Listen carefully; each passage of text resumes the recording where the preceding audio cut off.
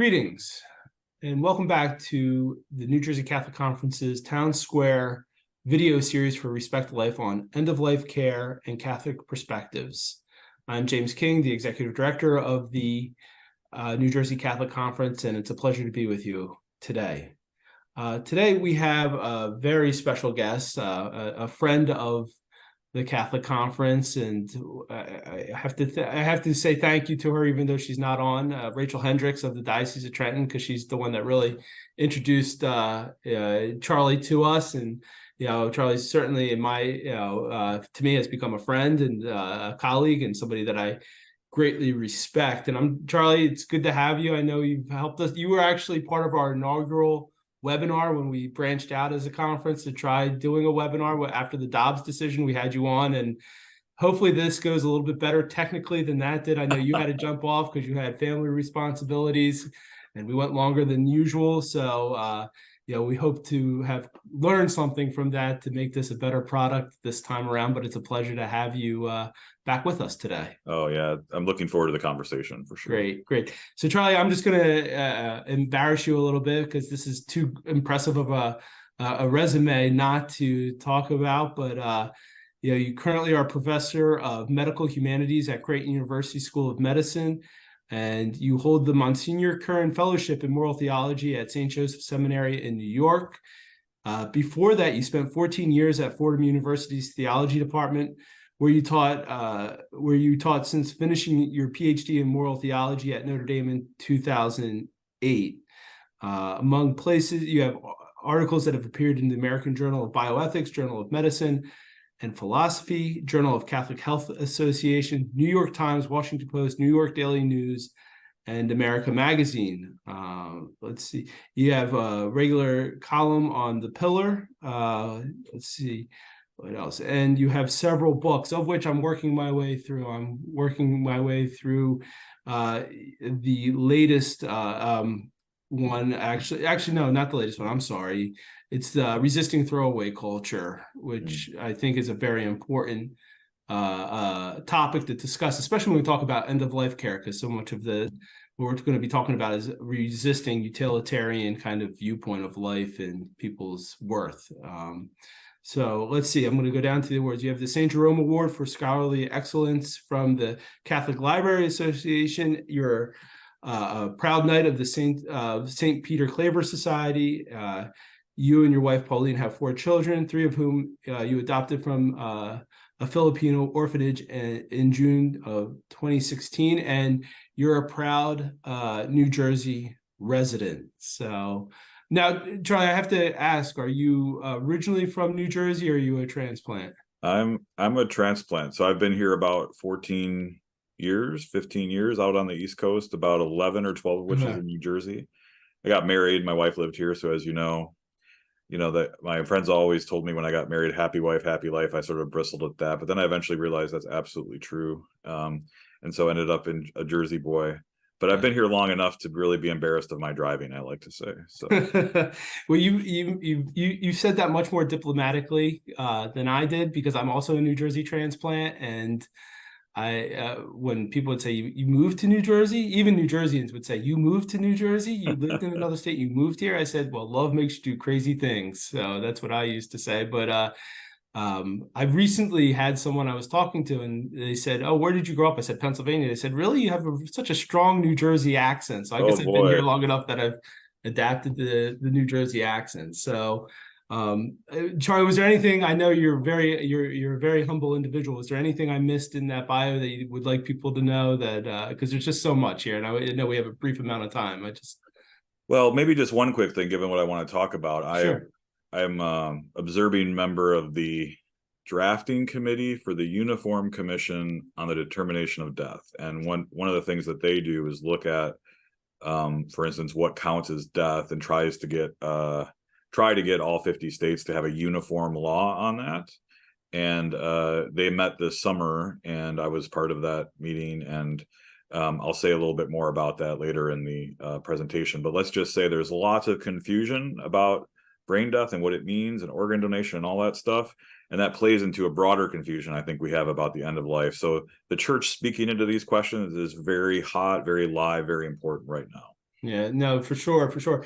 And just for our viewers, our first video that we did on this was with Jennifer Ruggiero, who you also know from the Diocese of Metuchen. And just to give everyone who's watching this a heads up that our first video was more of the pastoral, and not that this isn't going to be pastoral, but this is going to really weigh into the heavier issues, the heavier side of this issue of end of life teaching, and what does the church say about death, brain death, and some of these more complicated issues. So the first was more of like, here's how you approach it from an everyday experience. But we hope that this information they receive today will show them how will benefit them as they go ahead and make the decisions for their end of life care. It'll help them gain a deeper understanding, because Jennifer talked about the importance of formation of conscience, and you can't do that without delving into these issues. So as one of my theology professors used to say at the beginning of every class, okay, gentlemen, let's cast out into the deep now and see what we can pull up in our nets today. I want to steal that. That's great. Yeah, well, you feel free to, because I stole it from him. So, I gave him attribution there, but feel free to. So without further ado, Charlie, you want to start us? The floor is yours. So growing threats to the dignity and equality of the human person at the end of life is my title here. And I am going to dive into some deep issues, but I'm going to try to do it in a way that's as accessible as possible. I get pretty annoyed myself at pointy-headed academics who talk above everyone, and that's definitely not my goal here. So at the beginning, I think it's helpful to make a distinction between two different kinds of concerns. So one is what I'm calling here physician-assisted killing of those everyone agrees are human beings in equal moral, legal status to other human beings. So there's still concerns there, obviously deep concerns, especially here in New Jersey where we have this legal now. But one of the things that's so interesting about those sets of issues is that even though we say that they're equal to us, the kinds of attitudes we have toward them are maybe slightly indicative of that we don't think that. So if you say, well, if you've lost your autonomy, if you're a burden on others, if you have a disability, if you demand more resources than is your share, we kind of think maybe you might want to kill yourself is kind of what we're telling people. And Canada has embarked on this perilous quest to figure out what it means to offer people the so-called right to die, and is right in the middle of doing precisely this, so much so that people with disabilities are doing what so many of us have said for decades now. The right to die becomes a duty to die. And lots of people are feeling the duty to die, and it's not an autonomous decision. It's quite the opposite. Charlie, before you, sorry to interrupt. I just wanted to mention, you talked about how it's, how a physician-assisted suicide is legal here in New Jersey. Obviously it became law in 2019. The conference, as well as several disability rights groups, fought vigorously for almost a decade to keep that keeping that bill from becoming law. Unfortunately, we lost, and now you're seeing attempts in the courts to amend the law to eliminate the residency requirement. Was there to make New Jersey kind of a tourist destination for assisted suicide. Obviously we'll have to see where that goes in the court and see what will happen there. But I think what you're talking about is extremely important, especially in this day and age, because it's very difficult to have conversations about assisted suicide or any of these issues that we talk about that have impact on life, because too often people on opposite sides, the minute you start talking about what are the real world effects of these policies, you could in a sense get classified as somebody who's being too extreme or over exaggerating. So you're talking, when you talk about the effect of assisted suicide and legalizing it and say something like, well, this will create things like people, like death panels or decisions in insurance companies not to offer quality care. You often hear people who support assisted suicide say, no, that'll never happen. This is just about choice. This is just allowing people to, decide their own fate, in a manner befitting of themselves, how they want to do it. It's giving them dignity. But you're going to be able to show us that this isn't alarmist to say, these things are actually happening, because we're seeing it played out in other parts of the world where assisted suicide is legal and the extremes it's going to. Is that correct? Absolutely. Okay. I'll give you, before going on to number two there, I'll just give you two quick examples of that. In Canada, which has, let's face it, a very similar sort of set of social conventions to the United States, has had multiple situations where people asked for interventions, like, I need a wheelchair ramp on my house, or I need to get into different housing because the paint or other substance in my house, I'm having such a strong allergic reaction to, I can't live there in this public housing anymore. And in these cases, the government says, call it death panels, whatever you want, says, we don't have the resources to give those things to you. Would you like medical aid in dying instead? And I don't think that sort of can stand on its own in its horribleness.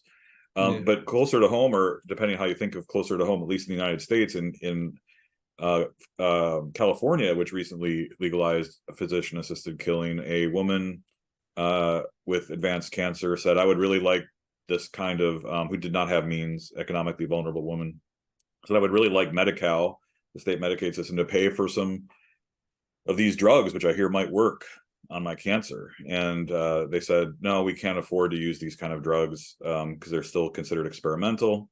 But we can offer you, again, physician-assisted killing. So these are real cases. This is not something that's being made up. This is, again, so Catholic social teaching is really all about saying, we can pretend that we're individual autonomous people, but we live in systems and structures and cultures and communities that shape and even coerce our choices in many ways. And this is one of the dramatic ways that it's happening. Right, right. And I think that, I'm sorry, just to kind of build upon that, I think, and we've seen it, obviously, I think Oregon, where, the first physician-assisted suicide law was passed, one of the ways, and I've heard this from colleagues from that area, that region, that were part of that legislative battle, we're not talking about a tenet of faith here in terms of protecting life. We're talking about, a strong ethic that's universal, regardless of what your faith background is. We're called to protect all life and the dignity of all life. And, I just remember one of my colleagues in Oregon who opposed that bill said that we were pretty much told the reason it lost is because, the other side painted it as, well, that's what your faith believes. And so many people are taking it from that point as well, even within our own ranks at times. So I think it's important to show that this is not a tenet of faith. This transcends and affects all of humanity, moving forward. And that's why this is an important issue for all of us, not just Catholics.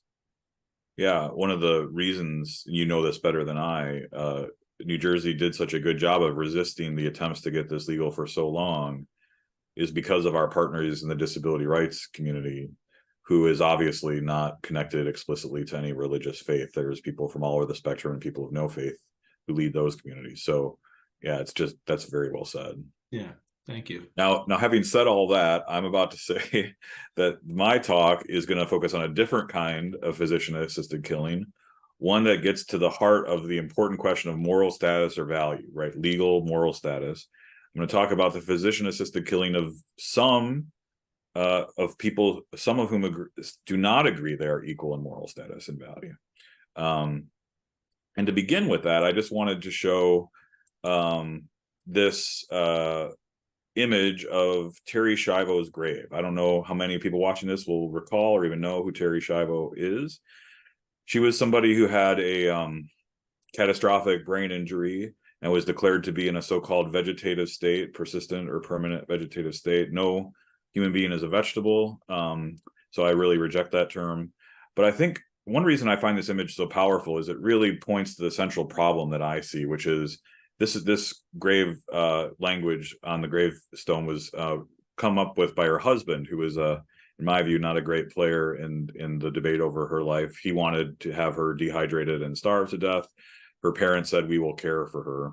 He won, and he put this on her gravestone, that she departed this earth on February 25th, 1990, which is when she had her catastrophic brain injury and was declared to be in a vegetative state. And she was, quote, at peace, March 31st, 2005, which is when she was dehydrated and starved to death. Now, what could it possibly mean, right? What could it possibly mean to say that Terri Schiavo had departed this earth back in 1990 I don't know if this will work. Let's give it a try. This is Terry Schiavo listening to music. Jim, can you hear that? I cannot hear the You sound on cannot hear it? the. You don't need to hear it. Okay. I'll just advance it a little bit. You can see her reaction. I will say I do remember this, and I remember this clip being played as the debate was, as this was going out in the public debate. I mean, this was very public. This is 2002. So she's about to have. I play this clip enough. I know she's about to have a reaction to the music that's being played.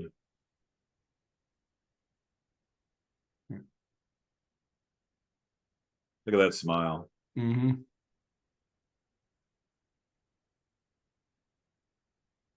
To say that that person had departed this earth 12 years later, well, first of all, is ridiculous, but it reveals something important about what is happening now. We have this kind of old school Manichaean dualism that says, well, you're not really your living body. You're something other than your living body can still be there, but you are gone. You have left. There's an analog about this at the beginning of life too. You can have a living member of the species Homo sapiens, a prenatal human being. We say you're not a person yet. The person is not arrived yet, or something like that. But I want to argue, and this gets to the brain death thing we were talking about. Groundwork laid for this vision, I think, was laid decades before. This is Dr. Robert Ebert, who's dean of Harvard Medical School from 65 to 77. When he came to Harvard Medical School, he had a problem whose name was Henry K. Beecher. Henry K. Beecher was as famous, at least at the time, anesthesiologist and chairperson of their IRB, Institutional Review Board. He kept pushing his boss to change the definition of death. He says, every major hospital has patients stacked up waiting for donors. And he succeeded in petitioning his boss to establish what would become, in my world anyway, the famous or infamous 1968 ad hoc committee of the Harvard Medical School, long name here, to examine the definition of brain death. And he succeeded in getting that outcome he wanted only after a failed first draft of the committee's report, to which Ebert said, this draft suggests that you wish to define death in order to make viable organs more readily available to persons requiring transplant. It's very interesting. There was a confluence of two technologies at this time. There was the invention of the ventilator, which kept people with catastrophic brain injuries who needed help breathing alive.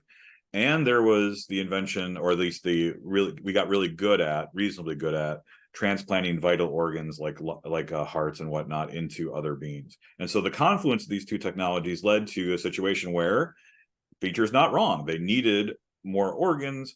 The initial impetus to change the definition of death from a cardiopulmonary one, where it's your heart and lungs stopping, to a brain dead, to a neurological criteria, it was organs. People wanted more organs, so they changed the definition of death to get organs. But this is the view that's won. So in all 50 states, with only New Jersey, I'm proud to say, allowing for very clear religious freedom exemptions. Not, as far as I know, you might be able to correct me on this, Jim, but I think it was Orthodox Jews that pushed for that in the United States. I would have to go back and look at the exact, but I know we do include on our current advanced directives that people can find on the New Jersey Catholic Conference website, language about brain death and the stipulations there. And in doing the research on that, because that draft occurred prior to my coming to the conference, but when I was doing my research on the language in the directives we offer, it was made clear that the state included that language as well because of the Orthodox Jewish community here and heavy advocacy from them. And as somebody who's a moral theologian and bioethicist, there's a debate, let's just be honest about this, among faithful Catholic bioethicists, philosophers, moral theologians about this. So this is very much a live issue. So this is, I'm not going to play the video here because you probably can't hear it, but this is about the story of Jahai McMath. She was an African-American woman in California who appeared to have movement, responding commands, even knew her right from her left. We already know that people who declared brain dead can fight off infections, respond to and heal bodily trauma. Actually, Jahai got her first period after being declared dead by the state of California, and they can even successfully gestate prenatal children to birth. There's this really amazing but confused headline from the AP, which says, brain dead woman gives birth, then dies, right? So if brain dead is death, it's a really odd thing to say that she died after she was already dead. But just to think about how Jahiam McMath's medical team in California is really revealing here. David Durand, who is the pediatrics chief at UC San Francisco, where she was being cared for, according to their lawyer who took notes, said, "What is it you don't understand? She's dead, dead, dead," and pounded his fists on the table, telling his family her family, who did not agree with this. Jahai's family absolutely did not think she was dead. So that's the doctor who said she's dead. What don't you? Oh, wow. Okay. Yeah. Can you imagine? Imagine No, this. I can't. This is also a very Christian, very African American family. So there's these dynamics in play here as well. So you have this white, presumably secular doctor just pounding his fist on the table, telling a family condescendingly, "You don't know what you're talking about," right? Happily, New Jersey was there because that's the only place that she could go, and she was able to be being taken care of. She died 5 years later, but she was not dying, right? She lived 5 more years. I do a lot of work on the philosopher Peter Singer. I think he's a really important philosopher for understanding what's going on here. He wrote this book called Rethinking Life and Death, The Collapse of Our Traditional Ethics. He thinks what happened with brain death was, in fact, the collapse of our traditional ethics. He also, like me, as you can probably tell, thinks it's absurd to claim that human organisms who fight off infections, gestate children, enter puberty, react to bodily trauma with increased heart rate and adrenaline, are in any sense biologically or medically dead. He says, and I think he's right about this, what in fact has happened with broad acceptance of Harvard's conclusion is what his subtitle suggests, the collapse of our traditional religious ethics. He calls it a Copernican revolution. The very center of our ethics has shifted away from the idea that every living human being, is made in the image of God and has fundamental equality and dignity, to this idea that, oh no, some other things are what matters, like your rationality, your self-awareness, how smart you are, how able-bodied you are, these other things. Located moral value in something other than bearing a common human nature, made in the image and likeness of God. And interestingly and revealingly, Singer struggles to come up with any basis for human equality at all. He thinks it's manifestly true that we're not equal. We have very varying levels of rationality, self-awareness, capacity for morality, will, levels of physical ability and whatnot. Charlie, I'm sorry, not to interrupt, please.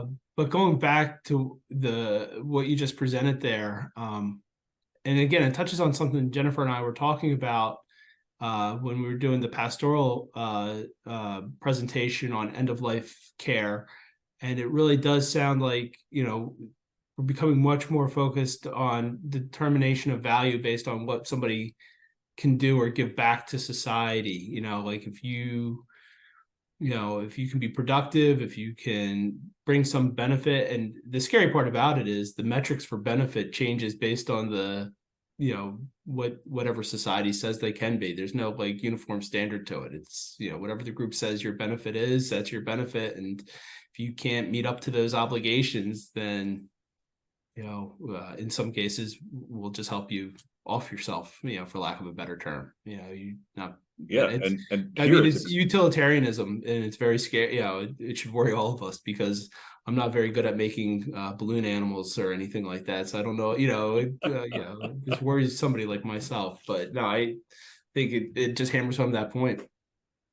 Yeah, I think it's worth just going back to what Beecher says, right? Every major hospital has patients stacked up waiting for suitable donors. The point was that you could get a lot of benefit from these folks if we declared them dead, right? That we wouldn't otherwise get.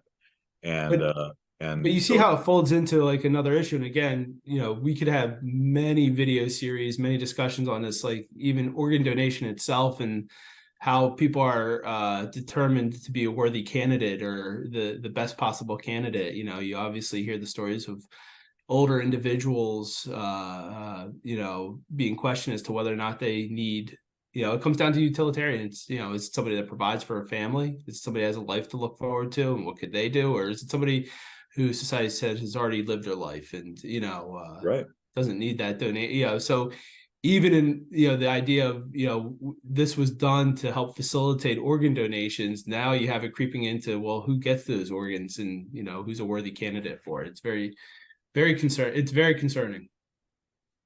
And that's one of the reasons I think we need to be very clear and confident as church entering these debates, because there is no objective sort of philosophically neutral way of approaching these questions. That's a utilitarian point of view, what you described there. A lot of physicians have it, a lot of medical systems have that as the default position, but it's not a medical position. It's not an objectively healthcare sort of centric position, whatever that even is. What I try to teach my medical students at Creighton is there's no view from nowhere. There's no neutral view. Everyone is bringing a particular vision of the good into these scenarios. That's a utilitarian vision. We as Christians and as Catholic Christians bring in a very different vision. But we should take, I agree, we need to not necessarily say we're forcing our religion on you or we're doing this for religious reasons, but we should also at the same time say we're comfortable saying that we're Catholics in this and that we are Sure. from a very particular point of view. Because too many times, and I've experienced this myself as a moral theologian and bioethicist, people will simply say, well, we know what you think about this, so either call yourself a philosopher. I've actually had people say this as they introduce me at conferences. Are you sure you want to be introduced as a theologian, right? Or we say that you're biased inherently and you have nothing to say that's objective about this. But biased is just the position of everyone entering these issues. Everyone has a particular vision of the good that's operative when they're, and you just articulated it very well. It's a utilitarian position. It's one held by some people. I'm not convinced by it, but to say that we don't bring our own visions of the good into this and we can be morally neutral just is not correct in my opinion. Yeah, no, I agree with you. I agree. Charlie, you might get to this in your presentation. I don't mean to jump the gun here. Just for people watching, is there just to give them a foundational understanding, what are, and I know you said a debate's going on right now, and I wish I was as read up on it as you are, but I'm not. When we talk about brain death, because this is something that we talked about, in terms of the pastoral approach on end-of-life care, we were very clear to say, you got to talk to your doctors. You got to talk to, we gave the number for the National Catholic Bioethics Center out. We, really tried to provide people good resources because we said there's no, every situation's different. You're not going to have everything perfectly planned out, but you need to form your conscience. You need to understand these issues. Can you kind of give like a crash course? Maybe, again, I don't know if we want to use crash course when we're talking about end of life issues, but That's okay.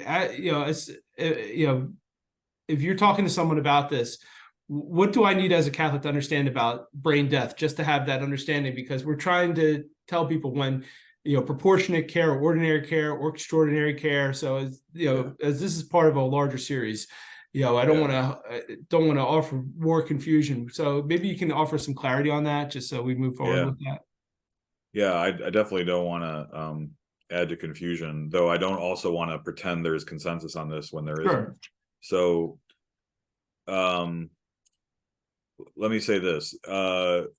The thing that I think almost every single faithful Catholic bioethicist, moral theologian, philosopher agrees on is, even if you think whole brain death is death, we are not currently testing for whole brain death, even in many Catholic hospitals. For instance, Jahai McMath got her first period after being declared brain dead and having the head of her medical team slam his fist on the table as he condescendingly yelled at the family. Got her first period, probably because her hypothalamus, which is the inner part of the brain, was probably still functioning. Hypothalamus has a lot to do with the kind of endocrine sort of hormonal things that go on with reaching puberty. And we aren't testing for the hypothalamus, and it's likely in many of these cases the outer part of the brain, the cortex, has died, but the inner part of the brain is in various stages of life. That's why a woman can still gestate a child or fight off infections, or maybe the spinal cord takes over for some of these things, or in some mysterious way the whole body itself can work and maintain homeostasis and a kind of coherent functioning apart from the brain. One of the things I've had pointed out to me, and I think is really interesting, is that we had homeostasis as members of Homo sapiens before we had brains, prenatally. The brain doesn't come right away, obviously. It develops over time. So at the very least, we need to do better testing. If we're saying somebody needs to be dead in order to donate their organs, and I am an organ donor, I'm not pushing anyone to not donate organs. I think it's one of the most beautiful things one can do. But if we're going to say that whole brain death is death, then we should test for whole brain death and not pretend that people who are gestating children or who get their first period are dead. Because if we do that, and I'm glad we're on this live right now, we capitulate to what Peter Singer has said. We're basically saying it's not being a living member of the species Homo sapiens that matters, is this other thing, right? It's going back to Terry Schiavo's grave, right? Like it's this, you can have left this earth with your living body still functioning on the earth somehow or something like that. That's not absolute. That's got to be incorrect if one is a Catholic. Now, whether we go beyond that and say, even if we determine whole brain death, that person has died, that's an honest debate among Catholic theologians right now. I expect there to be some sort of ethical and religious directive. There is no ERD referring to brain death right now. I suspect there will be relatively soon. A group called the Catholic Medical Association, which is very connected to the National Catholic Bioethics Center, meets every year. And 2 years ago, they had a formal debate on brain death. And if you know anything about the Catholic Medical Association, they don't dissent from anything the church teaches. They're very by the book. But even they were like, hey, this is a big topic that we need to focus on. So I don't know if I could say more, but is that kind of what you wanted, or is there, you want to follow up with something? No, yeah, I'm just trying to, again, it's,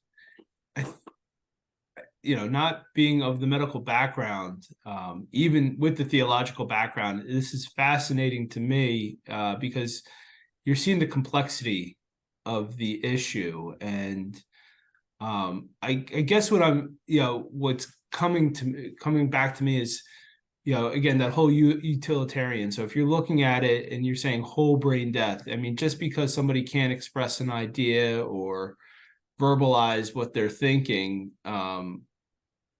doesn't mean that they're dead or they're incapacitated in some way, and might call them disabled even, right? Yeah. And again, I'm not trying to oversimplify it, because I think that's where heresy occurs, is when you try to oversimplify theology. So I certainly don't want to be on record committing some heresy unintentionally, but you look at it, like you look at Terry Schiavo, I just remember that case of an individual who was being cared for by her parents, and just because she was bedbound in a facility, couldn't speak like you and I are speaking right now, and offer what's going on in her mind. That doesn't mean she was dead. That means that she was just in a different state of life than you and I are in. Does that make sense? I mean, again, I'm trying to break it down. I think we need to be uncomfortable with being, we need to be comfortable with being uncomfortable on this question, because there's more to figure out here. Here's something I often ask my students to wrestle with.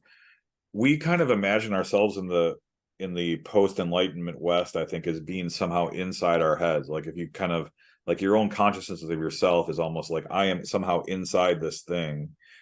But I think it's a very culturally conditioned idea. If you go back to the ancient Egyptians, maybe that in the mummification of their bodies, they threw away the brain. They didn't think it was significant enough to keep for the afterlife. They thought that brain cooled the blood or something like that. So is it possible that we have this idea of ourselves somehow, especially, the Enlightenment, Western Enlightenment was very rational, like this is us right here. But in other cultures, you're more here, right? This is sort of where you reside. And I think a Catholic version is you don't exist anywhere inside your body. You are your body. You're your living body. And to the extent that your living body is alive, that's you, whether disabled, injured, or not. And just because you lose one part, even a very important part of your functioning, that doesn't make you any less present or human or there. You do not depart this earth because your brain is severely damaged, it seems to me. Yeah, I think it goes back to, with Catholics, we're often a both and people. And it's not one or the other, it's both and together. What you just said about where we get caught up in our brain. I was the other night going over the Thomistic proofs for God's existence, and they talked about how St. Thomas looked at saying, yes, it's innate to all humans. Like if you think about and reflect upon it, you can think, you can come to the proof that God exists. But what made his so radically different at the time was that he put those proofs out in the physical world. So it kind of, again, to me, as you were talking, I was thinking of that both and, yes, we're up here, but we also have to go by what we see out, what we experience in physical reality as well. So again. And you know what's interesting from my perspective here, I was very close to the last round of getting a Templeton grant to do a study on consciousness related to this. The place that we have the center of consciousness has been looked for in the brain now for decades, and nobody can find it, right? So this idea that we're self-aware, we're conscious, we are thinking things, I think, therefore I am. No one has found it in the brain. And even to the point now where some philosophers, Daniel Dennett and others, say, you know what, because we haven't found this in the brain, you know what we should conclude? Not that consciousness is somewhere else or is part of the whole organism. We should conclude that we're not conscious. That's what Daniel Dennett says. Because we can't find it in the brain, it must not be true of us, right? Because of course, everything that is about us should be found in the brain, which is just totally ridiculous. If there's one thing we know, of course, even claiming that we're not conscious presumes that we're conscious. So anyway, I don't want to get off on a thing. No. Neither. We can talk about that offline another time when we have a couple beers in front of us, because that always makes these conversations a little bit easier. So one of the things that I thought was so interesting too, after Jahai McMath was found to be brain dead and had, by the state of California, had a death certificate, had the doctors pounding on the table yelling at the family. Years later, a study was done in the Journal of Neurosurgical Sciences, which found that she was not, in fact, brain dead, but had this, they made up a phrase to describe her: responsive unawake syndrome. I'm not exactly sure what that even is. It's brand new, made up for her case. But at the very least, we see there's just tremendous confusion everywhere about this, because she was not, her medical team, again, was so confident that she was dead that they pounded their fists on the table and talked to the family like that. And then later, this new study of her brain and her case came to a very different conclusion. Now let's go back to persistent vegetative state. Remember, that's how we opened up talking about Terri Schiavo and her gravestone. PVS is different from brain dead. So it's not totally clear how it's different, except that brain dead is, the brain is a lot more dead than in so-called PVS. I'd like to say so-called again, because no one's a vegetable. But here is if any of you are very interested in these questions, you have to get this book called Rights Come to Mind by Joe Fins. As far as I can tell, he's a secular Jew who doesn't believe any of what we believe as Catholics, virtually anything. But he thinks that many people who are slapped at the label of PVS are in fact not gone. They have not departed this earth. And in fact, he says, respond well to therapeutic interventions. But he says the vegetative state has become something of a catechism in North American bioethics. I really like that term, because it signals, again, there's a vision of the good operative, right? It's not just about looking at arguments and data. There's a vision of the good that's operative here. And Finn speaks movingly and dramatically of the need. And again, he's the opposite of a pro-lifer. I've had dinner with him a few times. He and I have very serious disagreements about lots of things, but he speaks in this book and in his talks dramatically and movingly about the need to think of the battle for this population as being one for basic civil rights. Basic civil rights.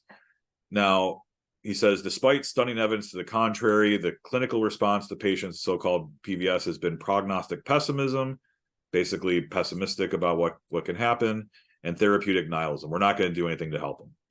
Why? The commitment of resources. So here we are back to resources, a kind of utilitarian judgment being made again. And here's another equally important point. The rejection of the perceived fixity of so-called PVS could undermine the hard-won right to die, including the iconic case of Terri Schiavo. So a lot of people think that going back to Terri Schiavo was the kind of beginning of how we thought about the right to die at the end of life. And if this were undermined, it could undermine this broader question, which is why when you ask me what I want to talk about, I want to talk about these things, because I think these are really at the foundation of the broader sets of questions that we're thinking about here.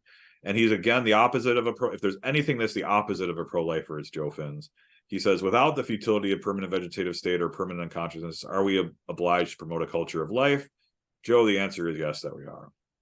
I also think and he mentions this a few times, that based on the connection I made earlier in the talk, there's a looming threat to abortion rights here as well. Because if we go to the conclusion that every single member of the species Homo sapiens has fundamental equality with every other one, it has dramatic implications for the abortion debate. interestingly, the abortion debate has, since the Planned Parenthood versus Casey decision in 1992, which until Dobbs was the controlling law, not Roe, Casey was the controlling law in our abortion regime. Explicitly, like PVS, like brain death, also invoked resources in a kind of utilitarian calculation. So the plurality, and this is a famous line from Casey, at least in my world, famous line, said, "For 2 decades of economic and social developments, people have organized intimate relationships and made choices that define the views of themselves and their place in society in reliance on the availability of abortion in the event contraception should fail." Interestingly, it's seen as a backstop to contraception. "The ability of women to participate equally in the economic and social life of the nation has been facilitated by their ability to control their reproductive lives." So the idea is that abortion needs to be legal so that women can have economic and social equality with men. And if there's one thing that me as a self-avowed pro-life feminist, all the way pro-life feminism forever, we know is that abortion does not facilitate women's equality at all. But this is another set of reflections on why it needs to be the case that prenatal children don't count the same, right? Because they have this mistaken belief that abortion is necessary for these kinds of things. Mm-hmm. Now, what have we got here? We think about this all together. I'm going to skip this. I'm going to skip these so we can have some time to talk towards the end about, and I still have one major set of issues to go through. So here's a confluence of several interrelated factors that have put us on our current trajectory: the secularization of medicine and the rise and dominance of irreligious bioethics, the new Copernican revolution against fundamental human equality, Homo sapiens, right? Pressure on medical and other resources, just huge. And then the interlocking and mutually reinforcing dependent views about moral status. So if I have this view about brain death, it might mean that I have this, if I change that, it might mean that I have to give up this other view on abortion. Or if I have this view on vegetative state, if I have to give that up, I might have to give up this other view on brain death. These are interlocking, mutually reinforcing situations where people can see if once you pull the thread, this sort of thing, all this unravels, and you can see where it's going to go. And lots of people don't like where it's going to go. I know you have a lot to get through. I'm just going to say, no, that's fine. It was 1999. I remember it was the first year I was an undergrad. It was my first semester of moral theology in college. And for the life of me, I can't remember who the professor attributed it to, but the quote was almost exactly what you were just saying.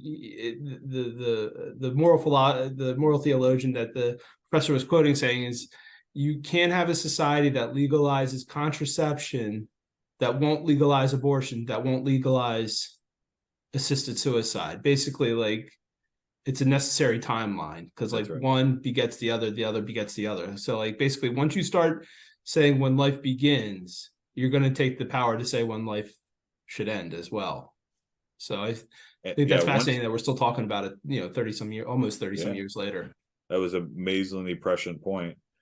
And that's, again, why I sort of have this love-hate relationship with Peter Singer. I obviously hate his conclusions, but I love that he's willing to step up and say, listen, if we're going to reject a Christian ethic, it has all these implications, right, that maybe we're not ready for, but let's just call them out and say what they should be. And everything that he said is on its way, is already here, including the following. So one of the people he talks about when he makes this point is his mother, Cora Singer, who developed dementia later in her life. And he was pressed on whether he would spend resources on her, because according to his views about who counts as a person, right, not living members of species Homo sapiens, got to be rational and self-aware. Does she count as a person in his view? No. Well, why are you spending resources on her? His answer was yes. But he didn't say that I've changed my views on these questions. What he said was, it's kind of hard to live this out consistently when it's your own mother. Yeah. But I remember hearing that story when I was in grad school, and it was the professor that when we were reading this case, and the professor I had said, he basically came down to, it's impossible to do when love's in the equation. I hope you're right about that. Because he didn't attribute that line to Singer, but that's his interpretation of what Singer meant by saying, it's hard to do when it's your mother. He's like, it was when love's in the equation, that that throws everything else out the way. That trumps everything else, you know. Yeah, yeah.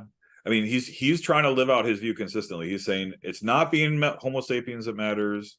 Certainly not being made in the image and likeness of God. It's this utilitarian calculation about what you can do, what you're capable of doing, what, you know, rationality and self-awareness are his two big things. His mom is no longer rational and self-aware, at least in the same way. She doesn't count as a person. His argument was, you need to put all these healthcare resources into actual people, like they're actual people who don't have healthcare resources.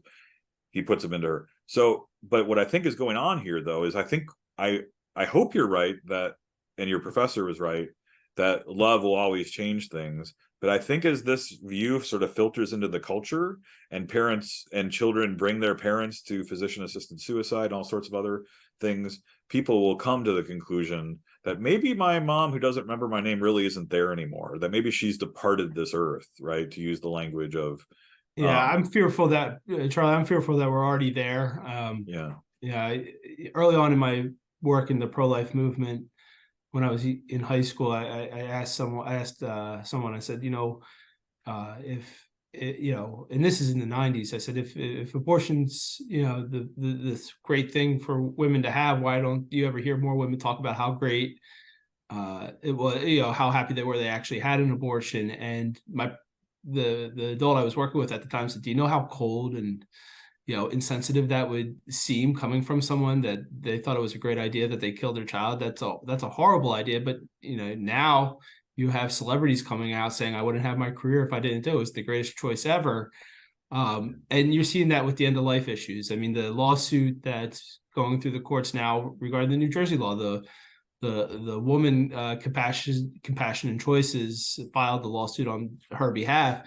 You know, when they interviewed her, she said, I just can't put my family through this. You know, I'm doing this for my family. If I need to end my life on my terms, it's, you know, it's for my family. So again, they're kind of, you would hope love would stop people, but now they've kind of, you know, for lack of a better term, bastardized what we mean by love. Love is now, you know, not giving them the opportunity to help you walk with you during that journey. It's now, well, let me take myself out of the equation so I don't make your life hard.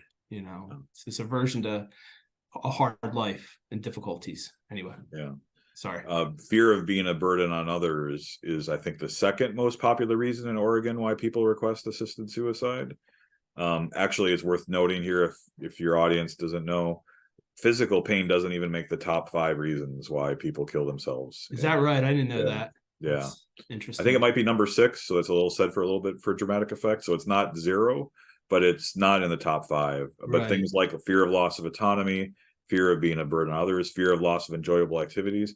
And this is one reason why, again, the disability rights community has been such a champion against this, is saying, like, what you're describing is us, right? We don't have autonomy. We're a burden on others. We've lost the activities you consider, the ability to do activities you consider enjoyable. And we matter just as much as you do. These are not reasons that people should have to be able to kill themselves, right? But now you have a group of disabled people here who can't advocate them for themselves this way. And that's people with later stage dementia, like Cora Singer, who I just mentioned. In that book, Rights Come to Mind, that Joe Finns wrote about PVS, an interesting quote that I pulled from there came from an interviewee who went to their parents' nursing home, which he described as having a floor where the staff, quote, just put everyone who had no opportunity, no prospect of ever being very alive. This is his words. The interviewee's words, Alzheimer's patients, people who are in PVS. So they had this horrible second floor. If you went there, it was filthy. The staff was bad. So talk about throwaway culture, as we did at the beginning, right? Like, this is just a place where people who are such burdens, again, on others and don't have the same quality of life as we imagine people should, we're kind of dumped. And this is one reason, I'll say a little bit more about this later, I'm really worried we're going to move towards physician-assisted suicide for people with earlier Alzheimer's, because they'll say, if this is the way the culture is going to treat me, I don't want any part of that, right? I'm out. I'm gonna try to find my way to get out. And we saw during the pandemic, just massive death tolls for people with dementia, especially neglect in nursing homes, which was just awful. There's other examples here. Canada is making this legal. I'll say more about that in a moment.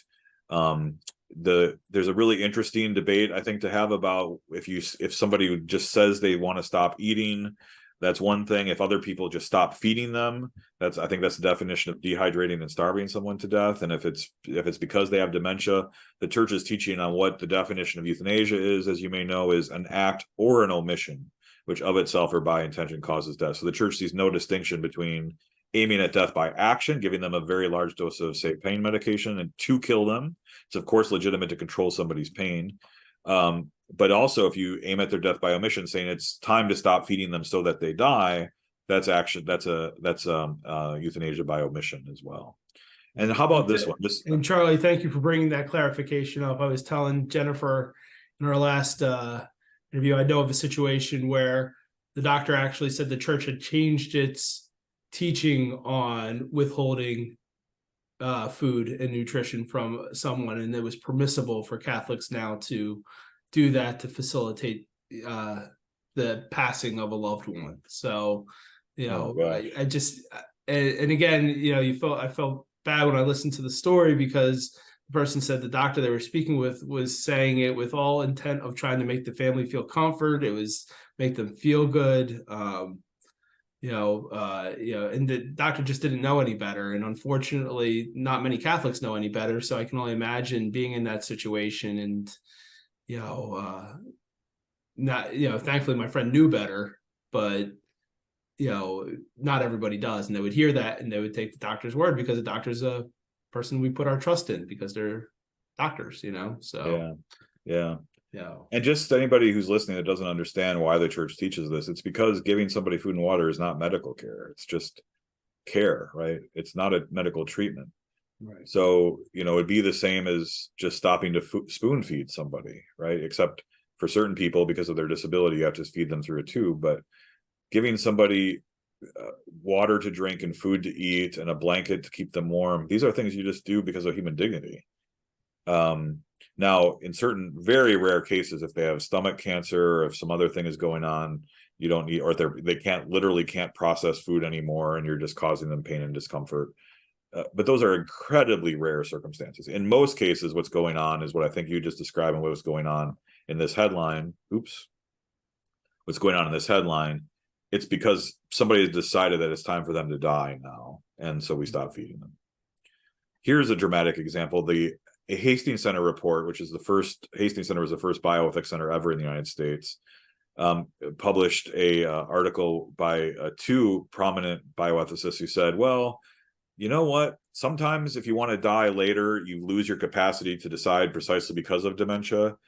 So maybe you can have advanced directive implant, which will kill you later on when you're not able to make a decision. This is not some sort of like Reddit thread in crazy world. This is the Hastings Center report. If people were to pick the most prestigious bioethics journal in the world, a lot of people would pick the Hastings Center report. Here's some disturbing news from the Alzheimer's Society of Canada. So the Alzheimer's Society presumably is there to support the dignity and value of people with Alzheimer's disease. When the debate was coming on whether people with Alzheimer's should be eligible for so-called medical aid in dying, they said the Alzheimer's Society recognizes people living with dementia are individuals. First and foremost, they have the same rights as everyone else, including the right to participate in decisions about their life and care. We respect the rights of all people with dementia to advocate for their individual best interests, including advocating for access to MAID, medical aid in dying, through advance requests. Jim and everyone watching, the response to this of the Alzheimer's community, of the disability community, was outrage. They said, how can you possibly say this after everything we've done to try to resist this for people with disabilities? And now this is no longer happily on the alzheimer.ca website. But this, I was able to get a screenshot of it. I'm glad I have it, because this was their first reaction. It was to advocate for killing the very people that they are designed to protect. That's how pernicious it is. And now it's becoming clear that that people with dementia will be able to access medical aid in dying in Canada. I think April of next year is when that will be able to happen.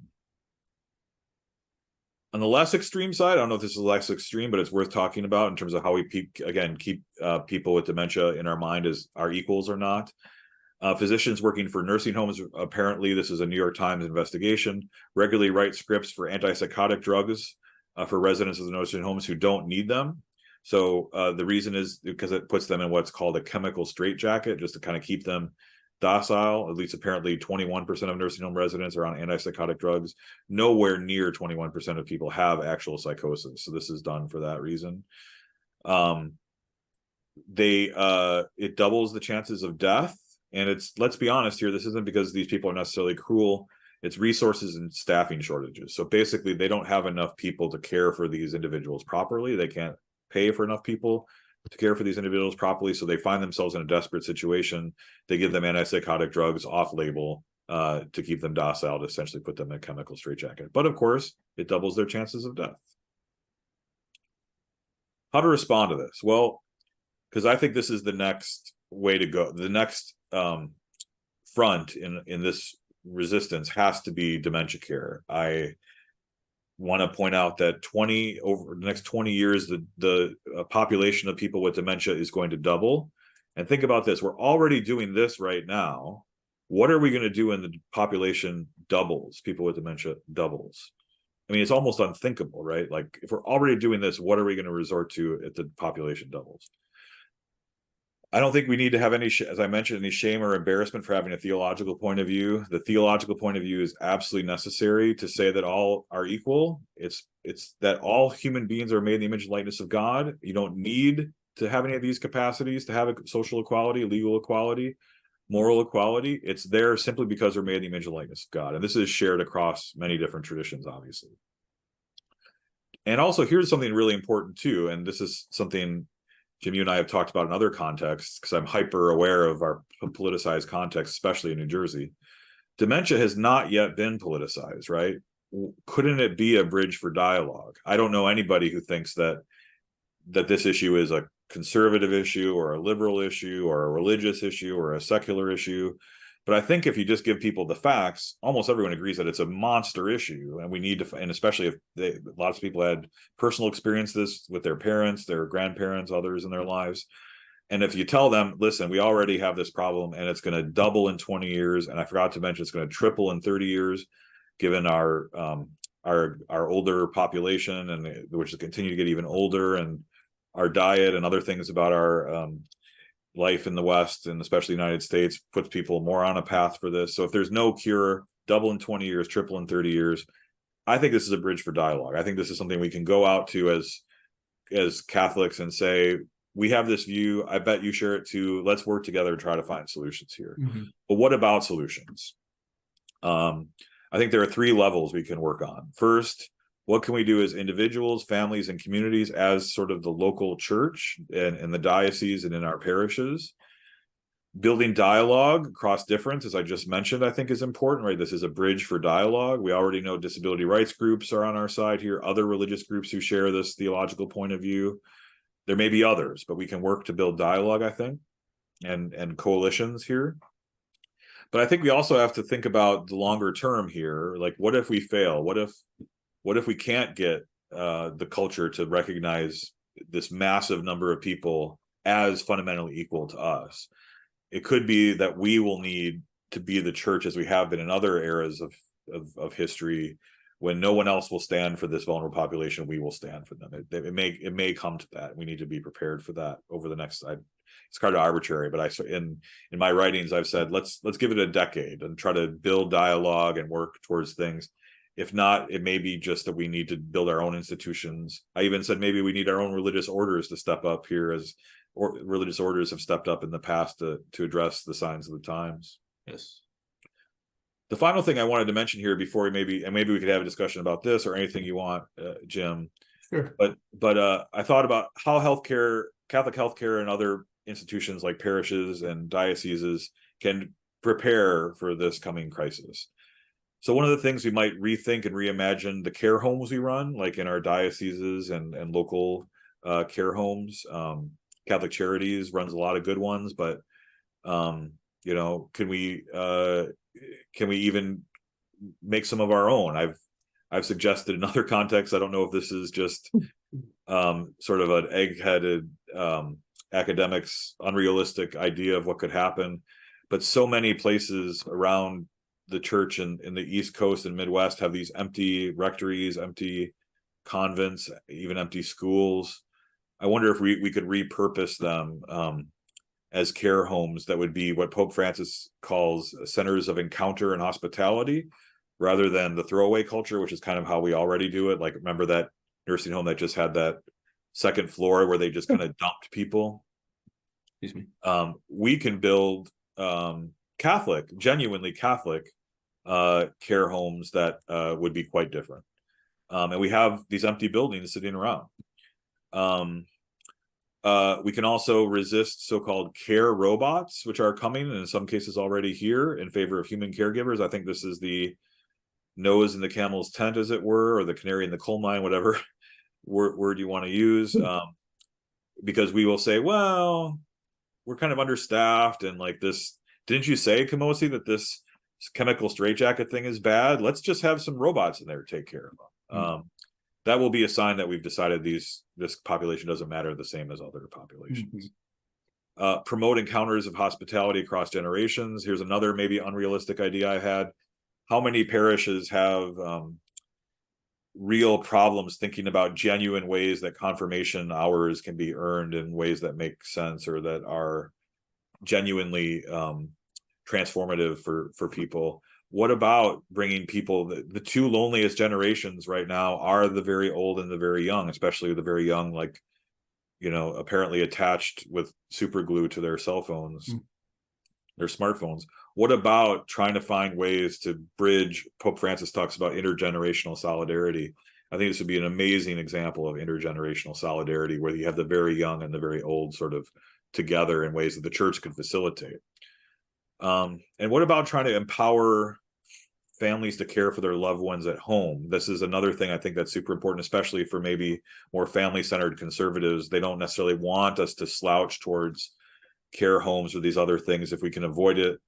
And I think that's a good impulse. In fact, I don't even think it's really a conservative or liberal thing. There are many people who come from other countries who I wouldn't label as socially conservative or something, who look at what our care home system is and say, what do you do with grandma and grandpa? What do you do with your parents? You kind of shove them off in a room and they're desperately lonely and they watch TV all day and they have to wait for someone to change their diapers. Like, that's not so. If we can change social structures to allow for large families, so that there's a community of people that can take care of them, aunts, uncles, cousins, brothers, sisters.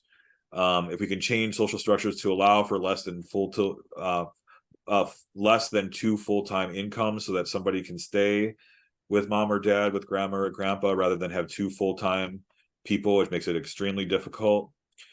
There's actually some legislation out there now that would pay people to care for their loved ones at home in such a way that may be related to this. If we can, that would be something that would be great for us to push for. And maybe you or others have some other ideas about how to empower families this way. We obviously need to resist euthanasia and assisted suicide, and support policies and practices that lead to prevention of dementia, I think, in the first place. So I think many of the things we eat, the kind of lifestyles we lead disproportionately to dementia. So that's important too. And obviously support disability rights and disability communities. And maybe there are other options here to think of as well. I wanted to finish before I had to go at 2:00. So we have and I'm looking at the time now. We have about 12 minutes, and I think you did a great job. But that's why I wasn't going to interrupt you with when you were going down through these action steps. I think when you look at it, what we're talking about is wraparound services here. We're not just talking about medical advancements that could potentially cure or prevent these god-awful diseases, these afflictions. But I think there is a tremendous opportunity for innovation, now. This is, when you look back on history, I had an uncle who has passed away. He passed away in 2019, but he would often say, like, what is this generation's, by this, he meant mine. He's like, what's your generation? What's the next generation's call to action? Like when I was a child of the 60s, it was the civil rights movement, and we had these calls to put somebody on the moon. And what do we have? And I think, we're so busy going, oh, we don't have something like that. Well, here's an instance where it's right in front of our face. We have this opportunity to, as you said, to bridge, to join together and fight this. And maybe, like, maybe we don't overcome the affliction, maybe we can't find a cure for it, and we have to be okay with that. But maybe we can find, the success in how we treat people with these afflictions and how we care for them, going down to change, social structures for less than two full-time incomes. I think maybe we don't need to talk about people not working, but because of what occurred due to the pandemic, where we have more acceptance of virtual work right now, how does that play into it? And how can we utilize what we learned from the pandemic to help people better care for their loved ones at home as they're working from home, and how employers can be more sensitive to that, to the family situations, what their employees are going through. I mean, again, that's a big part of Catholic social teaching when we talk about labor and the relationship between employer and employee. So I think I shared with you, Charlie, one of the greatest gifts that I was given with my mother's illness was when she was in the nursing home, because she was such, she made the parish, she made her parish, her Catholic church was the center of her life, after her grandkids, obviously. It was church.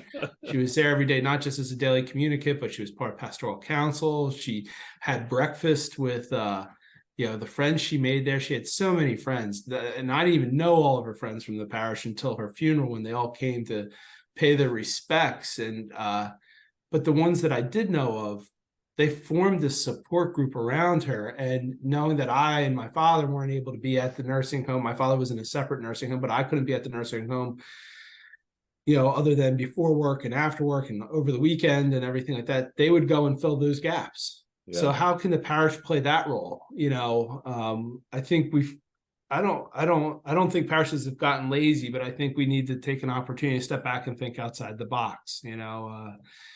I give credit, to our own parish, to my parish that I go to.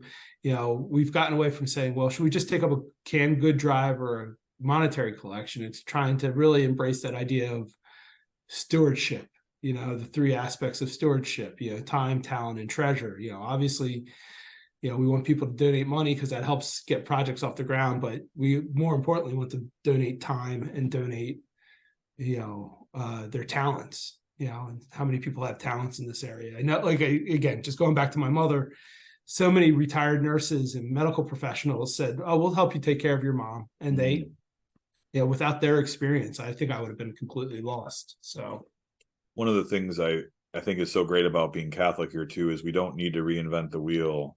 No. There's already lots of stuff that's been done, that is going on. And this is one of the things that, if I can just talk to you as a diocesan leader, that a diocese can do for parishes, right? To say, this may seem intimidating now, but look, we have this, you want to get something started to have a committee or a group of people do this sort of thing. Here's what's worked in this community. Here's what's worked in that community. You don't need to start from zero. You may put your own spin on this. You likely will, but I think for a lot of parishes, especially those that, as you said, maybe need some kind of wake up call or some sort of sense that these are our brothers and sisters, not just imagined brothers and sisters, but actual brothers and sisters in Christ, making it a real family situation, and then say, okay, I think that's right, but then what do I do? How do I go about it? I never even thought about how to do this. And pastors already overworked and have multiple parishes and have so many problems. Wouldn't it be great if there were some kind of gift we could give people, like almost, I don't know if it would be a starter kit or something like that, right? Like, here's what worked in this parish, and here's what worked in that parish. And here's what's worked historically. We can even talk about how this is, like, we've dealt with these kind of emergencies before in the past through the centuries, and here's what's worked. Yeah, I agree with you. And I think that's what it needs to be. I think it needs to be the starter kit, because at least in my legislative work, it often comes down to, well, what can you get the state legislature to pass? What type of law? Like, we can't do anything until a law is passed, or, funding's important, but, until the government gives us more money to do this, we can't do anything. And I think there's some very common sense, basic steps that won't overly burden people. It just goes back to, another saying I live by. If you find yourself lost in the woods, do you stand there and go, well, I'll just wait till somebody discovers I'm missing and I need help, and then they'll send someone? No, you start walking, and you might not be walking in the direction that'll get you back to your house, but maybe you'll find a stream, and then you'll find a river, and then you'll find some type of civilization, and then so yeah, I agree 100%. I think if there's parishes out there right now or organizations that want to start this, or something like this, you just got to start walking. What can we do right now? Can we organize a group to go visit parishioners that we know of that are in these facilities and just spend an hour with them? If we find 5 people that can give up an hour a week, or donate an hour a week, that's tremendous. That takes somebody who's not, maybe you don't know, that might give someone who has no visitors having consistent visitors every day, and that makes the staff stand up and pay attention to how they treat that person. Absolutely. And no question.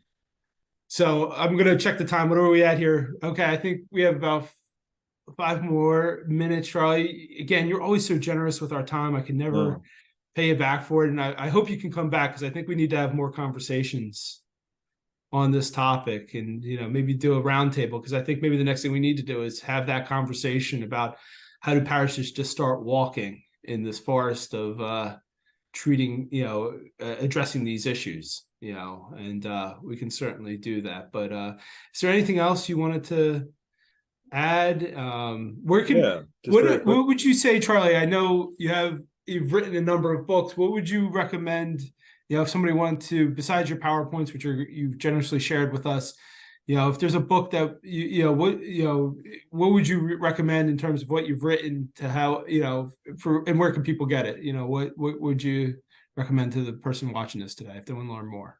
Yeah, so this presentation basically comes out of my book called Losing Our Dignity, Right. How Secular Medicine is Undermining Fundamental Human Equality.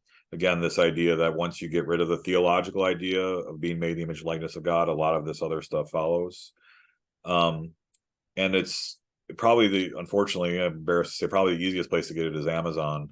If like me, you also don't have a lot of time for reading that's outside what you have to read, there's also, unfortunately, I'm the one voicing it, but there's also an audiobook that you can Charlie, you do a tremendous job. I'm listening to the audiobook of Losing Our Dignity right now. Okay. You're doing a tremendous job. You're doing better than some of the other ones I've been exposed to. So let me also say this before we go, though. I think there's something bigger here. We could talk about the horizontal plane of this, if that's one way of talking about. There's also a vertical plane here. I think there's an interesting historian who thinks that the reason why the early church went from being so marginalized in the ancient world to being sort of socially accepted, by the time Constantine has the Edict of Milan in the 4th century, early 4th century, the church is already widely accepted. I think his wife is even, or his mom is Christian by that time. One of the reasons why this historian thinks that's true is precisely because of how the church responded to social emergencies like our coming dementia crisis. So there was plagues and pandemics and all sorts of things. And after every one of those, this guy researched the gravestones that had crosses on them. And after every one, the number of Christian gravestones dramatically increases. And he doesn't know this, of course, but his supposition or his takeaway from this is, well, people must have thought this was a really important thing to be a part of, because look, I mean, see how these Christians love one another was at the center of how so many thought that this was an attractive movement to be a part of. I wonder if we can mobilize to do this and help others to take care of their loved ones. It might be a similar kind of thing where people look at us and say, man, see how these people love one another, see how they've decided to mobilize to care for these people that no one else will care for, or very few.